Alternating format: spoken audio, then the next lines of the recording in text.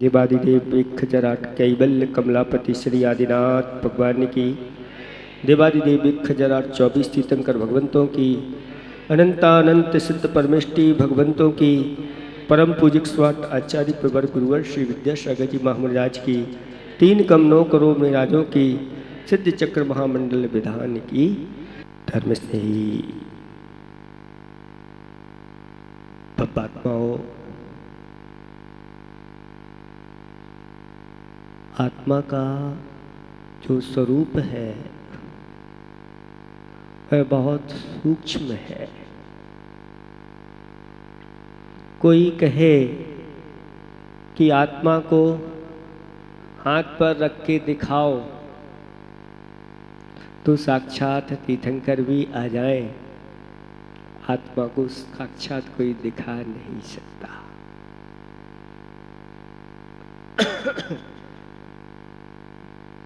क्योंकि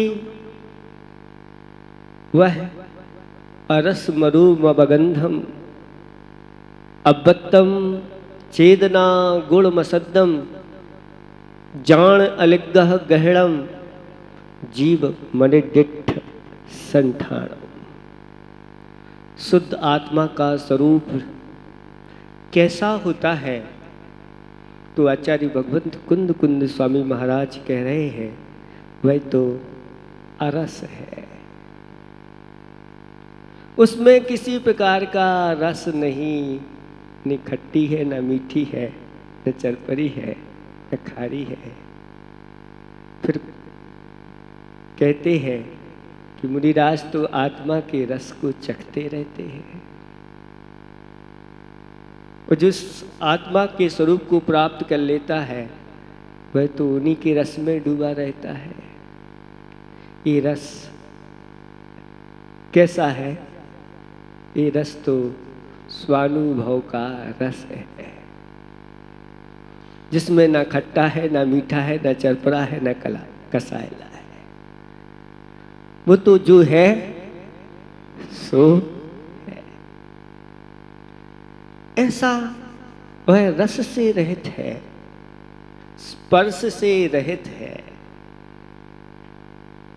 रूप से रहते। कोई कहे कि छू के दिखाओ तो छू नहीं सकते, कोई कहे दिखाओ तो देख नहीं सकते। स्पर्श भी 8 प्रकार का स्पर्श नहीं, किसी प्रकार का कोई वर्ण भी नहीं। सूंघ के तो देख सकते हैं ना, उसके अंदर गंध भी नहीं। स्पर्श रस गंध और वर्ण से रहित होती है।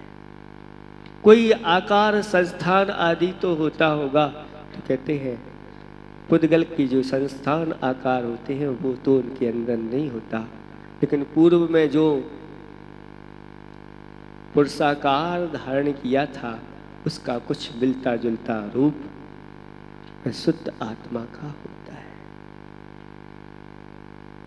उसको व्यक्त नहीं कर सकते, शब्दों के द्वारा दिखा नहीं सकते। अब अव्यक्तम ऐसा कहा, अबत्तम कहा, यानी बहुत सूक्ष्म है।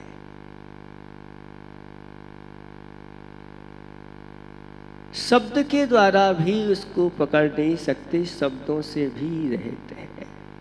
कोई संस्थान नहीं, कोई इसका लिंग आकार आदि नहीं। ऐसा वह चेतना गुण, चेतना गुण से युक्त ज्ञान दर्शन स्वरूपी वह शुद्ध आत्मा होती है। श्रद्धान होता है, उस आत्मा का ज्ञान होता है, लेकिन जो शुद्धात्म तत्व को प्राप्त कर लेते हैं उनको उसका अनुभव भी होता है। ऐसा यह स्वरूप है। जब नाम कर्म नष्ट हो जाता है तो वह सूक्ष्मत्व गुण प्रकट हो जाता है सिद्धों के अंदर। फिर उन्हें अनेक प्रकार के ये रूप धारण नहीं करना पड़ते। चित्त विचित्र चारों गतियों में जो संस्थान आदि मिलती है, गति आदि मिलती है, शरीर आदि, इन सब शरीर से रहित है वह शुद्धात्म तत्व। छेडाला में आती है त्रिविध कर्म बल वर्जित सिद्ध महंता। 3 प्रकार के कर्म मलों से रहित। 9 कर्म शरीर आदि, द्रव्य कर्म, ज्ञानावरण आदि कर्म, भाव कर्म, राग द्वेष आदि, ये भाव कर्म होते हैं। इन तीनों कर्मों या 3 कर्म मलों से रहित वह आत्मा ज्ञान ही जिनका शरीर है, ज्ञान शरीरी का, ज्ञान शरीरी त्रिविध कर्ममल वर्जित सिद्ध महंता। ज्ञान तो शरीर है, ज्ञानमय होते हैं, वो ज्ञान गुण मुख्य बना करके फिर उनके अंदर अनंत गुणों के पिंड स्वरूप वह सिद्ध परमेष्टि सिद्धालय में विराजमान है। यही से सिद्ध बन करके जाते हैं, ऊपर जाके सिद्ध नहीं होते।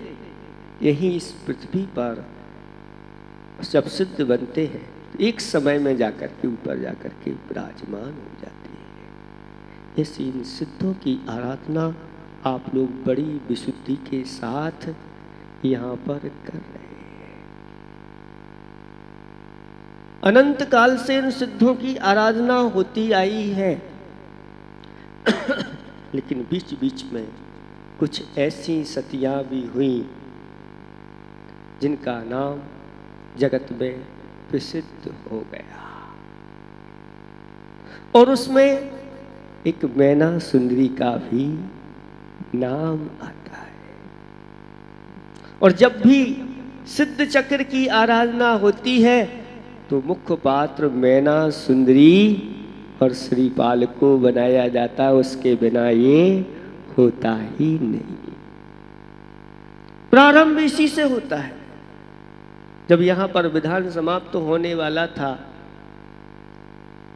समूसरण विधान, और ये लोग आ गए महाराज हमारे पास कि अब इसका समापन करना है, कौन से मंदिर में से इसका समापन करें।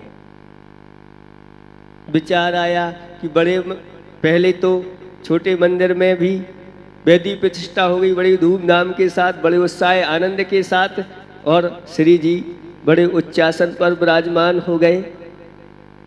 1 तारीख का कार्यक्रम बड़े मंदिर वालों ने बड़ी धूमधाम उत्साह के साथ रजत कलशों से श्री जी का अभिषेक कर लिया, और ये त्रिमूर्ति वालों ने भी अब लाभ ले लिया है। तो अब विचार ऐसा आ रहा है, एक मंदिर बचा है आदिनाथ चिरालय, और ये सारे श्री जी जाकर के वहां पर इनका अच्छी तरह से समापन के रूप में उस मंदिर से कार्यक्रम हो जाए, इनका अंत में जाकर के वहां अभिषेक आदि हो जाए, तो चारों मंदिर वालों के यहाँ कार्यक्रम हो जाए।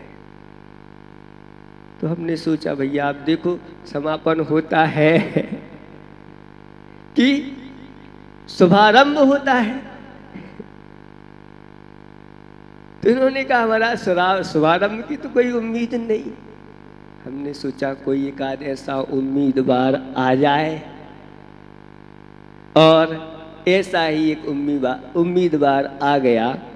रवि हमारे पास आया और कहता है महाराज मुझे तो अपनी तरफ से सिद्ध चक्र करना है, मेरी भावना है।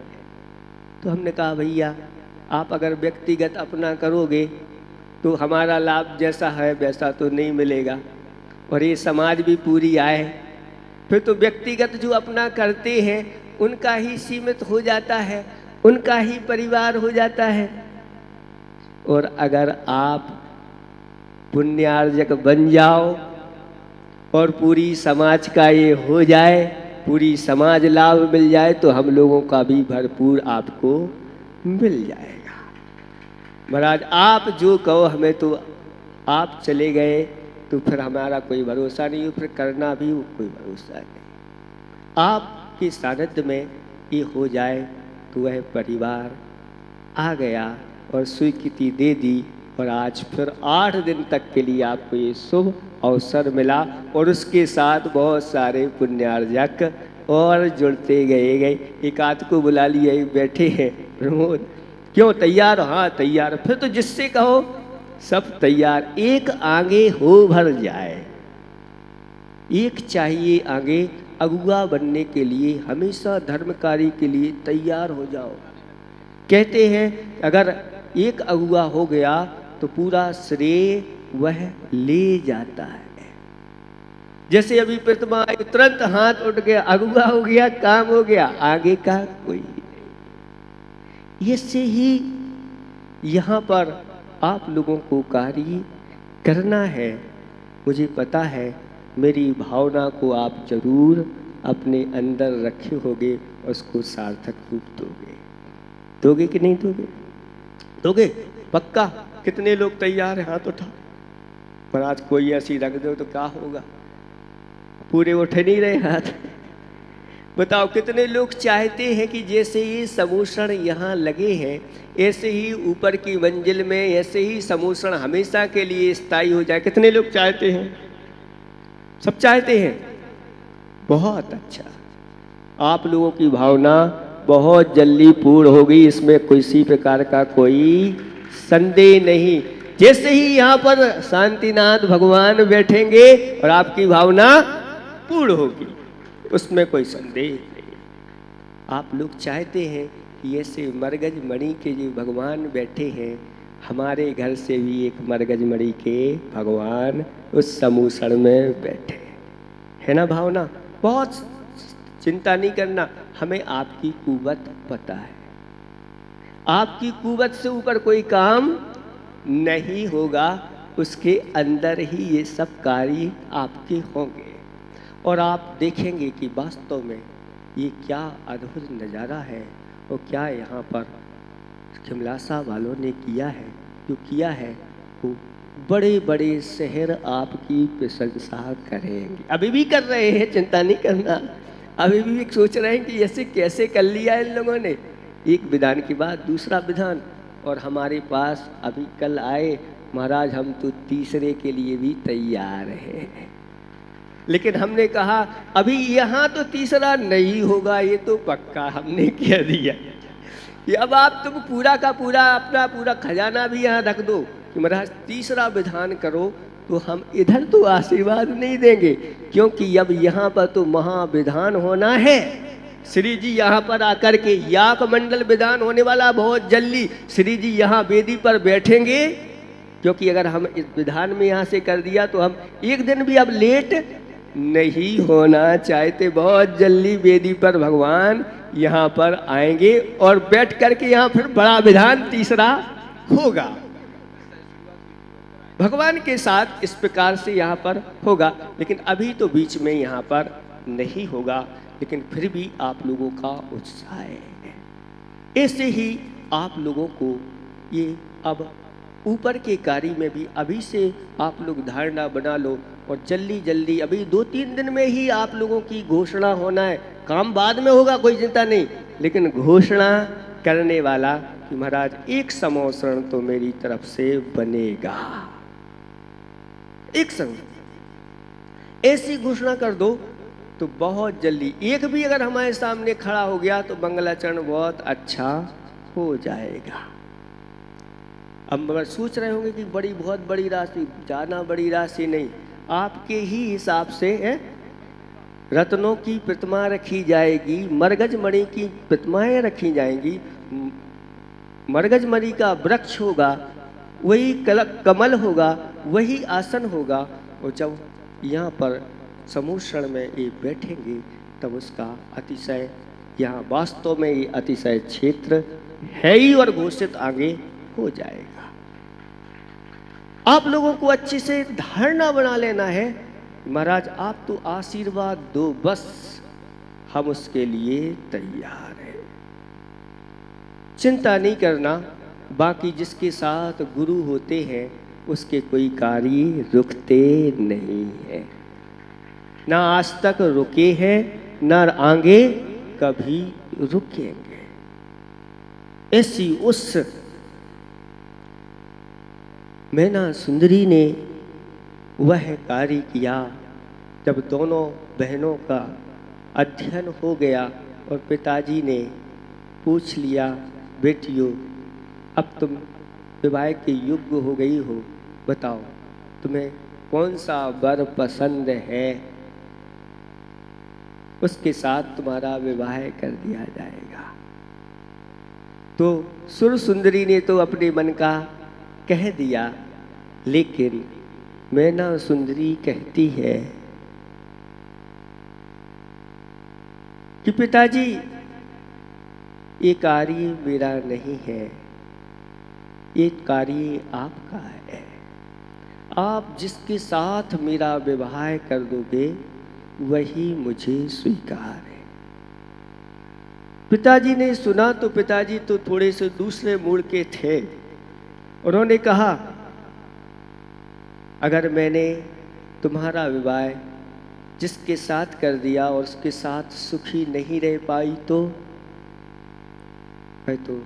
मैना सुंदरी विदुषी थी, शास्त्रों का स्वाध्याय अध्ययन किया था, और वह कहती है, पिताजी ये सब तो भाग्य से मिलता है, जैसा मैंने पूर्व में कर्म किया होगा उसके अनुसार ही मुझे मिलेगा। पिताजी ने कहा, फिर भी सोच लो, अभी विचार कर लो।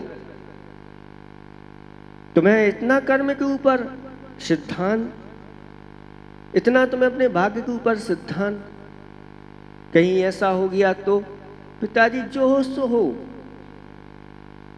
पिताजी ने कहा, देखते हैं अब क्या है, ये तो बड़ी ज्ञान की बात कर रही है। और पिताजी ने विवाह कर दिया किसके साथ?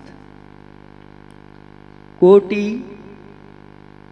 भट्ट श्रीपाल। कोटी भट्ट नहीं हुई थी, कोड़ी भट्ट हो गए थे, पूरे के पूरे शरीर में कोढ़ हो गया।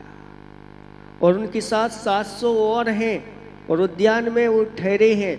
उनको देख करके राजा पहुपाल ने सोचा, अब देखते हैं इसका भाग्य, इसका कर्म कैसा फलीभूत होता है। और विवाह कर दिया। और जब विवाह किया गया श्रीपाल के साथ में, तो सारा का सारा नगर रो रहा है। सभी कह रहे हैं किसके साथ ये कर दिया, इस बच्ची के साथ तो बहुत बड़ा अनर्थ हो गया है। लेकिन मैना सुंदरी कहती है, नहीं, मेरे पति तो परमेश्वर है, वो मुझे भाग्य से मिले हैं। अहो भाग्य, मुझे इनकी अब ऐसी सेवा करने का सुअवसर मिलेगा। जीवन पर्यंत भी मैं अगर इनकी सेवा करती रहूं तो मेरा स्त्रीपना सार्थक हो जाए।